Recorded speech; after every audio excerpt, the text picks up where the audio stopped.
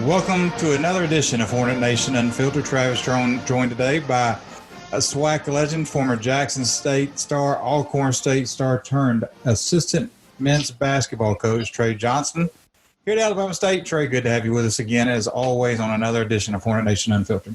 Hey, I appreciate you for having me, and I definitely appreciate that intro you just gave me.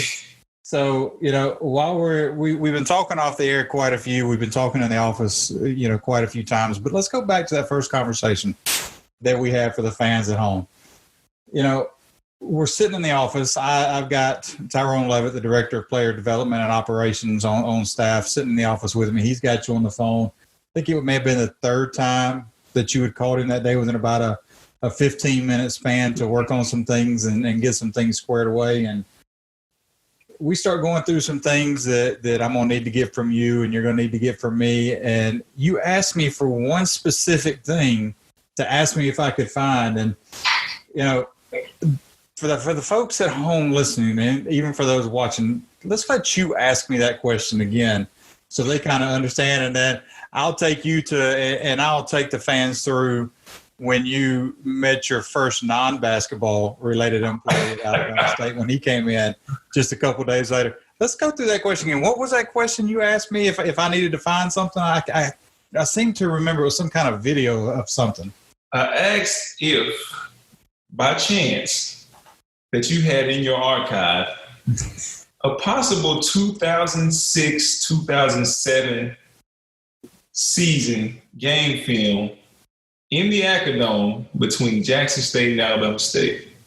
And I think I asked you very specifically why that game. And I think Ty even asked you why that game. And, I think if I could look in the past and look at you on the phone, I believe you had the same look then that you have now. What was the answer that you gave us when we asked that question? I just said, man, I just had a light 38 that night, and I wanted to just kind of relive some of those memories. A light 38. So, and then just a couple of days later when you get on campus, Larry Cobb Jr., who works in our OTS department on campus at Alabama State, is standing out in the hallway. So we open the door to let him come in, and, it's just you, Ty, and me sitting in the office when Larry comes in. So we let him come in. He shakes Ty's hand, and I try to introduce him. He said, and I'm just going to tell the folks at home exactly how he said. He said, man, you ain't got to tell me who that is. And this is before you've been announced. This is before you've done anything. And let me just tell you the story that Larry told me after you left. I said, Larry, how'd you know who that was? He said, man, let me just tell you a story. He said, I keep stats for every game, and I was inputting. And I remember him when he came in here for Alcorn State, and man, he just lit it up. And then Alcorn came in the next year, and I was wondering, I was like, man, did he leave? Did he go pro? What happened? And then, then all of a sudden Jackson comes in a couple of days later, a week later, and he's like, man, I know that shot from somewhere. I know that. Man, you got to be kidding me. That's exactly his reaction to that, and I will let him tell you that story. But that just shows you how known you were as a player, and it still continues to this day. What does that tell you about the legacy you left when you left as a player in the SWAC? First, I'm honored. It just says that, the work paid off. And, I was able to do some of the things that I saw the people who come before me do that I wanted to mimic. The Lindsey Hunters, the Steve Rogers, the Ryan Lothridges, Lewis Jacksons, like those guys, I knew who they were when I played, and I just wanted to be remembered. I wanted people to remember me more so than anything as a champion. I thought the only thing that was really going to solidify me was winning the championship. I didn't think anybody would remember who I was or what I did if I didn't win a championship. And I just felt like that was really key. So that really drove me to work harder and really be successful, because I don't think anybody goes through life and wants to, be undervalued or not appreciated, whether that's in sports or just in their day-to-day job. Well, if I know you and you're going to be like any other athlete that, has put up the numbers, you're humble. And I've known that from being around you. It's not about you, but I just want to read some stuff to you, and just for the people at home, so they understand what kind of player you were. And this is just 1 year. This is not your career. I'm not even going to get into your career numbers. We could spend an hour talking about what you did in your career. But your senior season, 27.1 points per game. That's almost unheard of. I know that Steve Rogers did that when he was here. I know Lewis Jackson got close to that when he was here. I know Kevin Loader got close to that when he was here. I know Lindsey Hunter got close to that when he played. But 27.1 points a game during a season. Your free throws made, free throws attempted, all single seasons at Jackson State. You finished in the 1,000-point club, 1,698 points, placed you top 10 in school history at Jackson State. And, folks, he did that in 2 years. That's 2 years' worth of scoring at Jackson State. 21 wins the senior year, SWAC tournament. You won the SWAC tournament. You were tournament MVP. You were named SWAC Player of the Year. You score 49 points against UTEP, and you take your team to the NCAA tournament. That's just your senior year. I mean, that's not even talking about the SWAC. Just talk about that year in particular. And I know you said you wanted to go out and win a championship because that's how people get remembered. But you did a lot of other things on top of it besides winning the championship. And you were the ultimate team player. If you ask anybody, you were the ultimate team player, even though you put all those numbers up. Yeah, I mean, after my junior year, I never forget Jackson State's current coach, Wayne Brent. I used to work out with him. He was a high school coach at the time. And I declared for the draft after my junior year. Really more of a publicity stunt, just trying to get some attention and let people know who I was. And as I was working out with him, I never forget, he told me one thing after my junior year. He said, well, you can, right now, the beauty in it is, you put your name out there, you can come back. But after this is it. So next year, I basically took from that, he was saying, this is it. Like, this was your last dance, so to speak. Like, now your senior year is your last dance. So there is no let me test the waters, let me work on this, let me work on that. So I really just dove into my craft even more. I mean, I already was a hardworking guy, but I dove into my craft even more. We came up short my junior year in the tournament, and I felt like that was really our window. Even though it was my first year playing with Jackson State, we were so talented my junior year. I just thought, man, we should be able to win the championship. We lost a lot of guys from my junior year team, and I was a little bit concerned about what we were going to have coming in. We were going to be depending on a lot of young guys. So, going into my senior year, I wrote down some goals. I used to have a little notebook. I wrote down some goals, and there was one guy for me as a Jackson State player that I was always chasing. Now I know, Purvis and Eugene Short that's Jackson State royalty. But for me growing up, I saw Lindsey Hunter play. I watched Lindsey Hunter. I was around at the time of the phenomenon of Lindsey Hunter, stands packed, just a buzz in the whole city. I wanted that. I wanted to create that, and I wanted to break whatever record he had. So I chased his record. And the great thing about it, his dad was like one of my biggest fans. His dad, God rest his soul, used to come to every home game we had, and he would always just give me a little nod, like, of encouragement of to keep going. And that was just motivation for me. I wanted to surpass my childhood hero, so to speak. When you talk about your childhood hero, let's just go ahead and put this out there. Now you're going to go against your childhood hero twice, and he's going to be on the opposite bench. And I can honestly say that Lindsey Hunter probably is the only coach I've ever seen on the visiting bench turn around and have fun with the student section who's behind the bench. Oh, my goodness. But just talk about it now. You chased your childhood hero, so to speak. Now you're going to be on the opposite bench as an assistant coach. He's going to be the head coach at Mississippi Valley with his son on the team. Talk about now going against your childhood hero, not trying to catch him, but trying to beat him.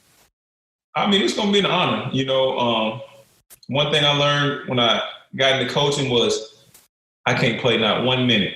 And that's kind of the toughest part is I can't get out there and just show you what I'm telling you, So I think it's going to be fun. It's going to be, of course, a matchup of the wits and really just seeing who strategizes the best, who game plans the best, who can make the best adjustments. Obviously, Lindsey's got his hands full at Mississippi Valley, but I think he's up for the challenge, and I think he's done a good job of recruiting this year and bringing in some good good talent. So it's going to be interesting, but it's definitely going to be fun. You know, we've had a chance, and again, if you're just joining us, Hornet Nation Unfiltered, Travis Jarome, joined by Trey Johnson, newly minted assistant coach at Alabama State, former SWAC legend at Alcorn State, Jackson State, former professional basketball player. List can go on and on. When we released the coaches, you know, in June, the first question I got asked was, is Mo hiring a coaching staff, or is he hiring the 12th SWAC team to come in because of that experience as far as players? I mean, you've got yourself, you've got Mo, you got Danton Jackson, you got Andrew Steele, you got Tyrone Levitt.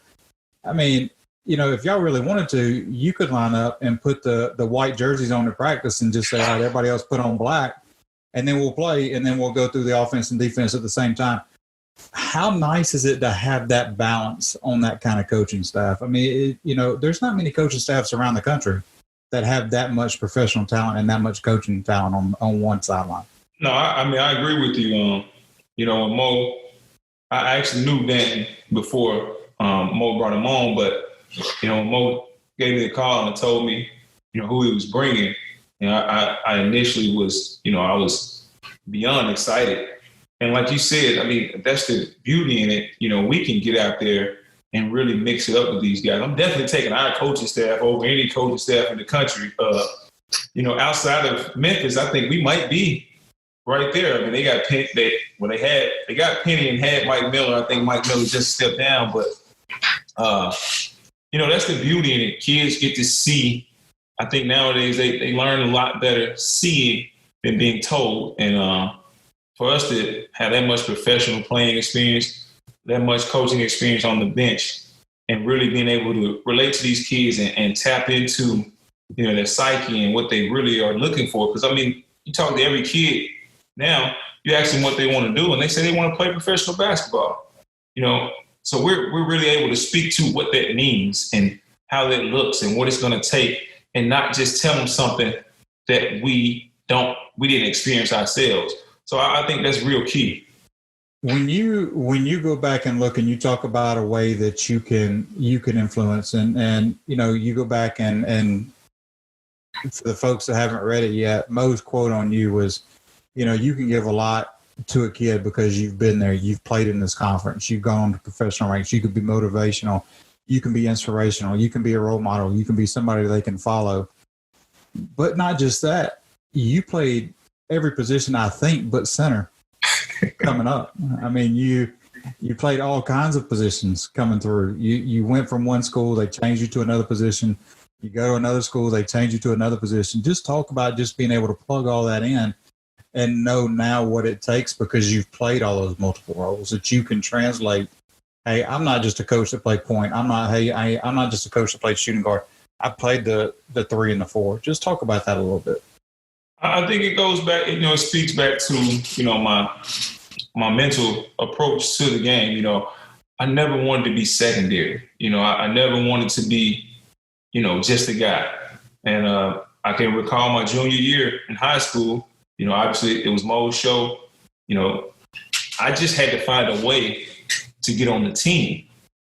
And my way was power forward, 6'4" power forward in high school, and just figure out a way to get on the team. I was able to get on the team, ended up being 6th man of the year that year.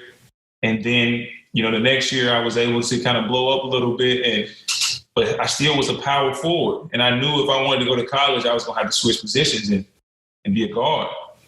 So that summer I was able to transition into being a guard, went immediately to being a 2 guard, and then Alcorn signed me as a point guard, which I really didn't play that much point guard my junior college year. But if you watched me play, you would understand that I really had a knowledge of the game. I could do a little bit of everything. I could shoot it, I could pass it, I could handle it. But that was just me looking at the game and saying, I never wanted to be put in a box of just, okay, you're just this, because that would limit me. And so that was just my mental approach. I wanted to be able to do a little bit of everything. I'm the same way when I learn plays. I never just learned my position. I just learned the whole play. And so it just comes natural to me. before we switch gears a little bit and go back in time, who's the best shooter on staff? I'm gonna put you on the spot. I'm not gonna let you get away that easy because I know this is gonna be one of those things. As soon as we play this, because I'm gonna ask Mo the same question. I'm gonna ask Steele the same question. Ty already thinks he's the best shooter. Listen. I'm gonna put it like this: Mo's the best shooter, but if you need a bucket in the game, it's crunch time. I'm going to Meek. Oh, without question. So I'll give him best shooter because, but scoring, I'm the best scorer on the staff. So let's go back and now that you brought Mo's name back into this, I think I heard a story that you told earlier today, and I want to get in on this. And Mo's probably going to hate me for a while once I ask this question, and once we get this question out. I think you told somebody a story today of the first time you saw Mo on the basketball court. He wasn't playing in a game wasn't playing in an actual game because they didn't allow 7th graders to play. Can you describe when you saw Mo for the folks at home so they can know? They visualize Mo right now as the clean shaven with the headband, and I'll be the first one to tell you, and I'm gonna ask Mo this question. The shot, before we even talk about that, the shot that LeBron hit after he got the pass from Mo out of bounds against the Magic. Mm-hmm. If you go back and watch everybody else celebrating, watch what Mo does first after he throws his hands in the air like a field goal or like a 3-point basket. First thing Mo does is readjust his headband before he goes to celebration. That game was on the other night, and I had to rewind it. I was like, please tell me I didn't see what I just saw. Mo was adjusting his headband, then went to go celebrate with everybody else. But so I know I'm already in trouble in part one because I know I'm going to get hammered on that from Mo. But I want you to get in that same bucket with me and in that same seat and tell me about the first time, kind of describe Mo, the way, and I envision the way you described him because of how big you said he was, bigger than everybody else. Was he already at 6'1" in 7th grade? That's the question I got. Well, he wasn't bigger in physicality, so you got to understand, Jackson, Mississippi is a city similar to Montgomery, not a big city. If you're in the cool crowd, everybody knows you. So it's funny, even I do now, I call him Mo, but I never called him Mo. Never until we were full-grown adults because everybody else was calling him Mo. But I know him as Peanut. So growing up, Peanut was he was kind of like a folklore around the neighborhood. We from the same neighborhood, from the same side of town. And everybody used to talk about this guy named Peanut. And so, because he was outstanding in baseball as well. So, and baseball was what I grew up in. I actually grew up more in that. And hold that thought on baseball because we're going to go back to that. Gotcha. So, used to hear about him, say, man, he's got Peanut, man. The exact words, man, he cold, man. Like he can play baseball, he can play basketball. So we went to separate elementaries. We went to the same middle school. So I came in as a 6th grader. Obviously, 6th graders couldn't play middle school basketball, but at the time, they were only allowing 8th graders to play. So 7th graders couldn't play either. Only thing we could do was play intramural. So intramurals would happen on Saturday mornings. I walk in the gym. My team is on next. It's a game going on. It's a guy out there. He's got a yellow mouthpiece in. And when I tell you he looked like he was 25 years old, just based off of his moves, how he shot the basketball, he was dominating the game, like in a whole nother world. Everybody else looked like middle schoolers. He looked like he was already a pro. And I remember sitting in the stands. I can't remember who was with me. It may have been my brother. And I was like, hey, man, this guy's going to the NBA. He was in the 7th grade. I was like, this guy's going to the NBA. That was my first glimpse of Peanut, of who we know as Mo Williams. And obviously, he definitely went on to do that. So, you bring up you bring up growing up in Jackson. You bring up baseball. Before we get to the baseball, Murrah is considered the mecca of basketball to a lot of people in Mississippi. So while we're talking about Mo, Jackson State did this Throwback Thursday last week. Didn't have you. Didn't have Mo, even though Mo didn't go to Jackson State. Didn't have Lindsey Hunter. But there is a former Murrah grad that they use for Throwback Thursday. And Mo already knows this is coming, and I've already warned Ashley that we were going to talk about him a little bit. So talk about Ashley Robinson, that is now the athletic director at Jackson State. Let's delve into Ashley Robinson, the basketball player in high school, a little bit. So if you had to put yourself, Ashley, Mo, all on that same team, how was it? Oh, if we were all on the same team, oh man, we may have a couple of state championship rings. But actually, undersized, not the most athletic guy, but was an absolute dog when it came to competing, and he could pass the basketball. I think he may have averaged somewhere around 10 or 11 assists a game in high school. I know when he went on to Mississippi Valley, he ended up leading the nation, I want to say, his senior year in assists, but could really pass the basketball, did not lack confidence whatsoever when it came to shooting deep threes. I don't think I ever seen him shoot a three and hug the three-point line. It's always been just across half court at the timeline. But, just a competitor, a tremendous competitor, and a true point guard. So basically what you get now is what you got then. Oh, for sure. For sure. Extreme, supreme confidence. So I know one has gone on to be a college administrator. Another point guard went on to the NBA. I got to put you on the spot. Which one you taking? Come on, don't do me like this. I'm taking. Hey, look, I got to put you. You worked for one, now you're working for the other. I'm taking Mo Williams. Mo was another guy, and he probably don't even know this, that even though he was only a year in front of me, I looked up to him. Another story, my junior year, we in practice, before practice starts, the balls are out, guys are shooting on the goals. Mo is on the side goal. He's in a full sweat, and he's playing one-on-one against nobody. He's just, he's working, he's pulling out every move in his repertoire, but he's going full speed, one-on-one on the side goal before practice. And I paid attention to everything. I didn't say anything, but I just always, watched. And, my thing was, I'm going to mimic whoever the best guy is, and I'm going to try to figure out how can I implement anything that they do or have in my game. Whether I could physically do it or not, I was going to try to pick up on their ways, their habits. Same when, I was able to play with the Lakers and be around Kobe Bryant. I'm trying to pick up on any and everything just to help myself be better. But, I got to go with Mo. We were able to travel the country my junior year playing in some of the bigger high school tournaments at the time, Slam Dunk to the Beach, Forest City, Arkansas. And I saw some of the best players in the country that went on to play in the NBA that year. We saw TJ Ford, Josh Childress, Sebastian Telfair, Tyson Chandler. And it was not one guy that I left from that year that I could definitively say was better than Mo Williams.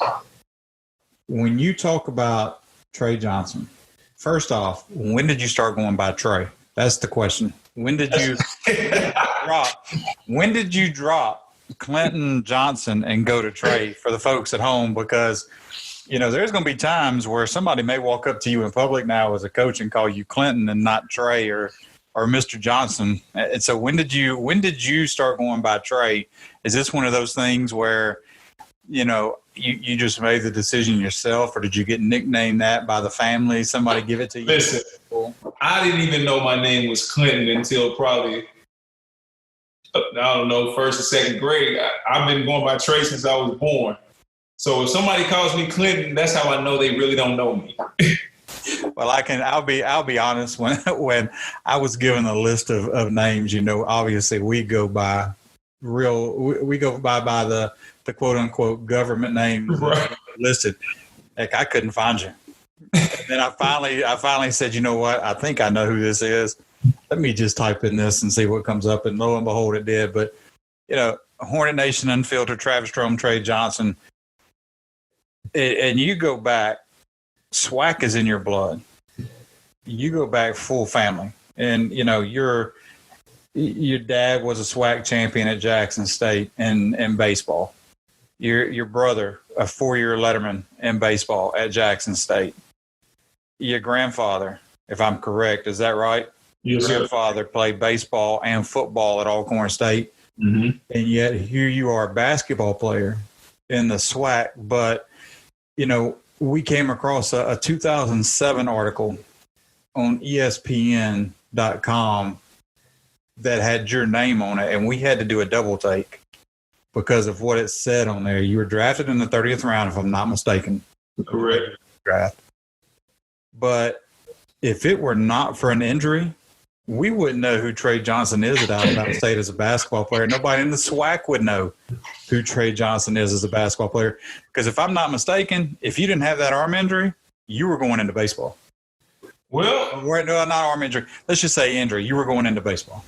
Not necessarily. By the time I had that injury, I was already full-fledged mentally into basketball, but I still played baseball. Growing up, baseball wasn't an option in my household. It was, you played baseball. That was first and foremost. You were going to play baseball. So it was like walking. It was natural. That's what we did. My cousins, my brother, we played baseball. We were at the baseball fields in the summer, and that's what we did all summer. But I remember the first time that I kind of wanted to switch, I was 12. And the only reason I really wanted to switch because all my friends that I started hanging around with at school played basketball. They didn't really play baseball. Baseball wasn't that big. It's never really been, I won't say never, but during my time, wasn't that big in the black community. So it was kind of obsolete in the black community. You had it, but nobody really, they just kind of did it just for recreation. And so I remember going to my dad and said, you know what? I think I want to quit baseball. Basketball is my favorite sport now. and his exact words were, if you don't play baseball, you're not playing anything. So I went on right back. Well, I dropped that thought real quick and went right back to playing baseball. And I loved it. I mean, that was my love all the way up until probably my junior year in high school. When again, like the guys I hung around with, Mo, these other guys, they were basketball players. And so I kind of naturally got drawn to it, but I still played baseball. And so my senior year, I had a really good year in basketball and baseball. I was all-state in baseball as well. And got drafted 30th round. I think it may have been 50 rounds that year. I was a 30th round pick. Wasn't going to really get a huge signing bonus or anything like that. But I was intrigued by it and really kind of wanted to pursue it a little bit more. But it just wasn't going to make sense financially. So I just did what they call a draft and follow. So that was another reason I went to junior college. Right. Baseball, they do a draft and follow. The Kansas City Royals held my rights. And they would follow me that year at junior college. And prior to the draft, they would have to make a decision to either sign me or put me back into the draft. But I went to junior college, had a great year in basketball, and I just wasn't focused on baseball anymore. I still went and played. I pitched. I did pretty well, but I didn't put the work in it. I didn't put the preparation into it or any things of that nature. So Kansas City decided, release my rights, put me back into the draft. I didn't get picked that year, but it didn't matter to me. So I went to Alcorn. And when I signed with Alcorn, one of the stipulations was they would allow me to still play baseball. I won a basketball scholarship, but they would allow me to play baseball. Same deal. Man, I was so focused on basketball at that point in time. I wasn't throwing during the year. I wasn't getting myself in shape for baseball. The very first game, baseball, we had just lost in the SWAC tournament. And coach kept on saying, hey, man, you got to start throwing. Like, you just can't come out here and pitch. And my dad was on me about it too. And I was just like, all right, man. I threw a little bit. First game, never forget, we playing Southern. And Southern was a powerhouse at the time. I come in the game to pitch, and I made a pitch, probably the first inning I was out there. Might have been the first throw I made. I felt something in my arm that I had not felt before, and it was painful. The crazy thing is, I finished the inning, but I couldn't even go back out there. And lo and behold, I tore a ligament in my elbow and would need what they call Tommy John surgery. Decided that, man, I was done with baseball because here was the caveat. You have this surgery, you're going to be out for a year from doing anything. And the only thing I was thinking about was basketball. I'm like, no, I'm not doing that. But I ended up transferring anyway and set out. So in hindsight, I should have gotten the surgery. Mm-hmm. But at the same time, it still may would have taken away from the work I was able to put in on the basketball court the year I did sit out. I really was able to focus on my craft. I put baseball to the side, which my father was very unhappy with it for a very long time. He still brings it up. Well, I'll make sure we don't bring the baseball anymore. But I think the wise decision that you made to go basketball again, Travis Jarome joined by Trey Johnson here on Hornet Nation Unfiltered. I think the wise decision you made to go from baseball to basketball, I'm just going to read a little excerpt from your bio. Spent parts of 3 NBA seasons with the Cleveland Cavs, Toronto Raptors, LA Lakers, New Orleans Hornets. Was a member of the 11 Lakers playoff team. On his quest to become an NBA player, spent time in the NBA Development League, now known as the G League. You earned All-Star honors twice. You were second-team D-League in 2008 and 9, first-team honors 10 and 11. You led the league in scoring at 25.5 a game, and you scored a league-high 48 points in a single game. That's just here in the States. Now, this is a kid, and I'm calling you a kid because this is a kid that grew up in Mississippi, played his college ball in Mississippi, and now he's traveling around the United States playing basketball. And then, folks, not even just the United States. He started internationally where he competed as a member of the Qatar national team in the Asian Cup, hosted by Japan in 12. Helped the country earn a bronze medal in the tournament while also competing in 2015 Asia Championship and the GCC Championship in Saudi Arabia. So this is a young man growing up in Jackson, Mississippi, who has ball in his blood, is basically told he has to play baseball. And then he goes and stars in the United States in basketball and in the world. Talk about Qatar first. How in the world do you get on the Qatar national team as a native of Jackson, Mississippi? That's the question that I have, and I think everybody else in this that's listening and will know who you are is asking the same thing. You are a native of Jackson, Mississippi, and here you are playing for Qatar and representing Qatar in national tournaments. Well, it's one of my trainers when I played, Fess Irvin. He was so connected. It was the summer of 2012. I just got released halfway through the year by the Hornets. I ended up playing like the last 11 games in the D League that year just to keep playing. He texted me, it was the summertime. I was just, enjoying my summer. He said, hey, are you playing Summer League this year? I was like, nah, coach, I'm not going to play Summer League. He just said, hey, do you want to go to Qatar and play for their national team? I had never even heard of Qatar. Didn't know where it was, didn't know anything about it. When I found out I was in the Middle East, my initial answer was, coach, are you crazy? I'm not doing that. But the Middle East, because the only thing I know about the Middle East is what I see on TV.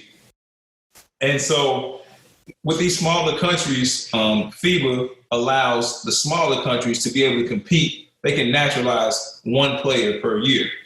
And so we went through the whole naturalization process. I did my research on it. Looked like it was a pretty nice, country. And I went, and it was amazing. Beautiful country. It's a relatively new country. so to speak. Everything's new. Everything's top of the line.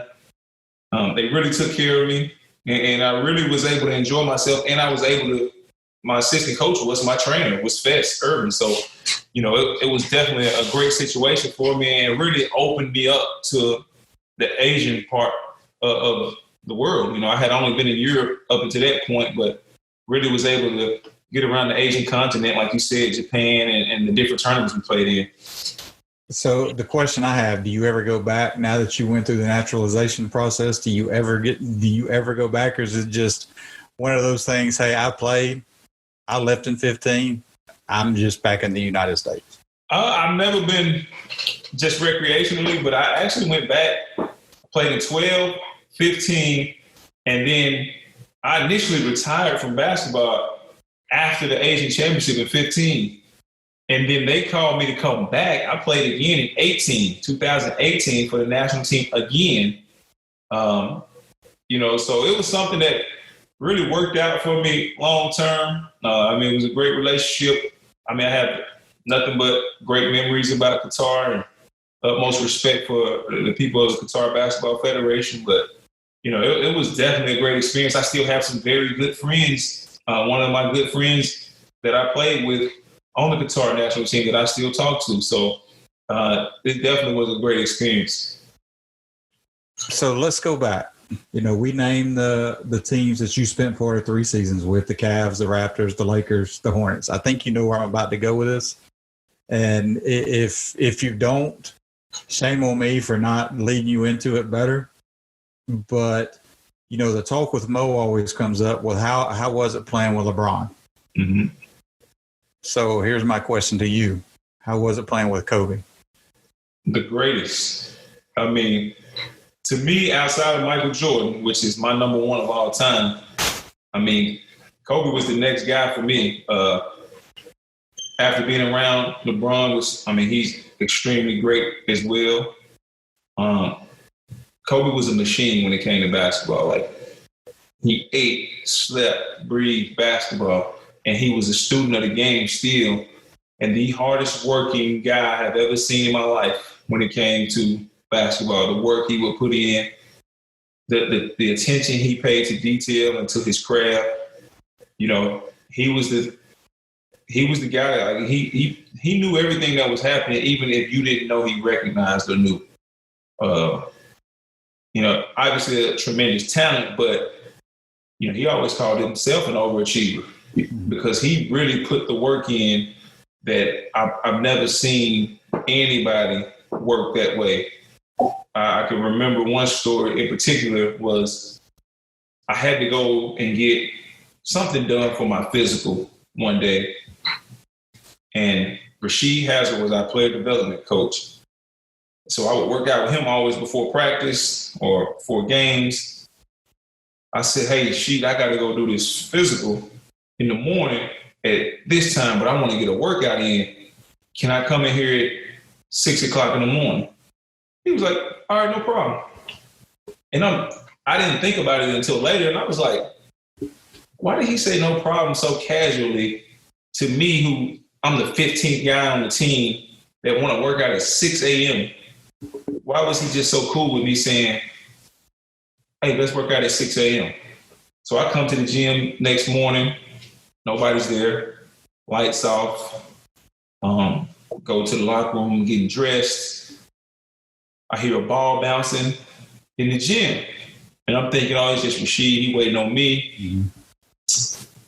I walk through the gym door, and there is Rasheed and Kobe. Mind you, this is 6 a.m. Kobe is in a full sweat,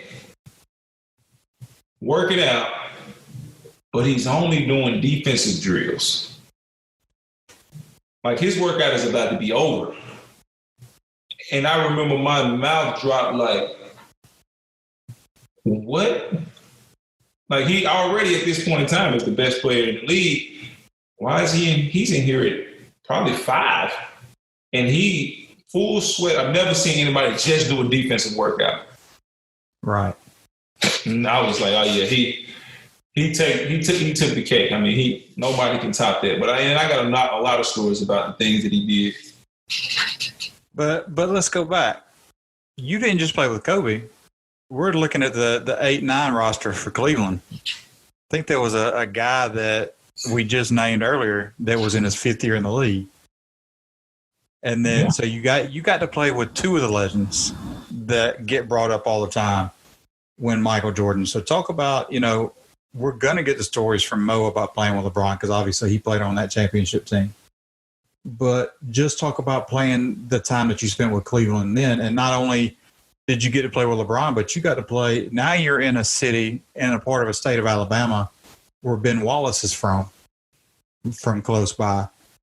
If you really want to dive in depth into these rosters and look at who you played with, man, you played with some of the best that have played at their positions and some of the most underrated or underappreciated stars. I'll go that route with Ben Wallace. Oh, Ben Wallace, man, one of my favorite guys. True professional, good guy. I mean, would give you the shirt off his back. I had an argument with somebody. I know it's going to stir up some controversy. Somebody asked me who was a better defender between Dennis Rodman and Ben Wallace. And I was like, I'm taking Big Ben.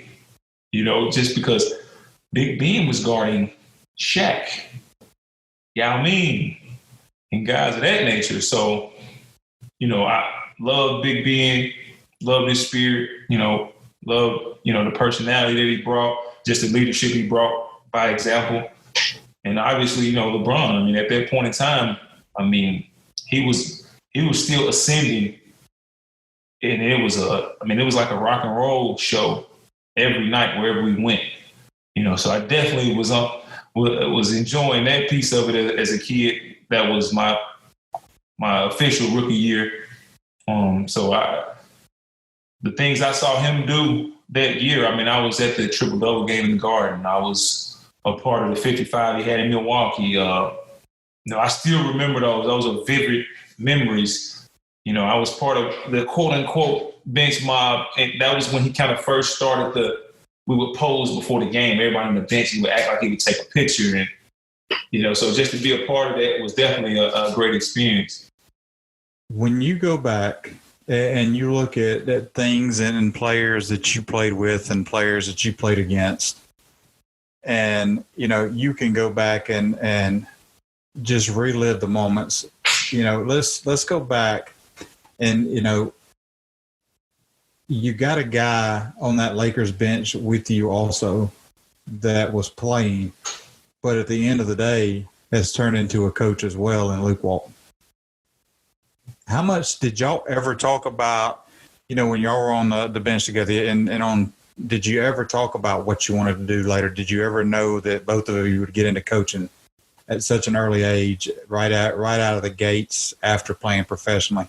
A lot of it gets lost. You talk about the rock star Ben Wallace. Well, wherever Luke went, Bill was close by. So just, you're getting it. You're getting the Kobe. You're getting the LeBron. You're getting the Ben Wallace. You're getting the stars of the game.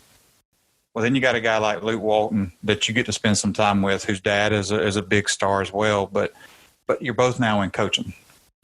Yeah, no, it's crazy. Luke is probably the last guy I thought would go into coaching. He had such a California personality, laid back, really didn't stress about things. At that point in time in that year, he had a bad back injury. So, he would be the last guy in the locker room on game day. We used to have this thing called silly fines. Phil Jackson would give silly fines. Now, you got guys that's making millions of dollars. The silly fine would be $20, $50, things like that for, not being at the gym by a certain time or something you did in the game that was dumb. Right. But and Luke would be the guy that would be running into the locker room toward it right with the time cut off before you needed to be at the gym. But, it's interesting. I know he had a basketball mind because he wasn't the best athlete, but he was able to play, a lot of years in the league and really contribute on some championship teams. So, he definitely had an IQ for the game. And when you look at it, of course, coaching is in his blood. I mean, all he's known since he's been born was basketball. Having a father like Bill Walton, who was a legend and a superstar in his day and age, it was only right that he went into coaching. Well, Trey, we appreciate you taking time out of your busy schedule. I know you're trying to get acclimated to Alabama State, but folks, been listening to Trey Johnson, former standout SWAC performer at Jackson State, former professional basketball player both overseas and in the NBA, close friend of Mo Williams, assistant coach on Mo Williams' staff. Got a chance to talk to Trey about Kobe, about LeBron, about Ben Wallace, about Luke Walton, about his days in Jackson. If you want to go back and listen to this, it'll be up forever as one of our episodes on the Hornet Nation Unfiltered. And I'm sure that at some point Mo's going to yell, Trey, Travis, get on the line, because we had some fun talking about Peanut on today's episode. So I'm sure I'm never going to live this one down. Trey, good luck with that, because you get to share the office with him from now on. And now you have told all of Hornet Nation and all of the world who listens to this podcast who Mo Williams was growing up in Jackson. That's all I can say is good luck on that one. Oh, man, I appreciate it, man. It's been a pleasure. Anytime, and we look forward to having you on. We look forward to the 2020-21 season. Those of you that want to know about Bama State sports and men's basketball, check out BamaStateSports.com. The schedule will be released here hopefully soon as we go through this pandemic, as we await clearance for everything to be opened up. And safety first as always. But, Trey, we look forward to the many, many years and the year ahead. We'll focus on 2020, 2021 first. But, again, thank you for your time. All right, now, thank you. As Trey Johnson, folks, Hornet Nation Unfiltered. When we come back, we'll have another special guest. Thank you for listening. Yeah. You've been listening to Hornet Nation Unfiltered. We'll be back next week with another special guest from Alabama State's past. Until next time.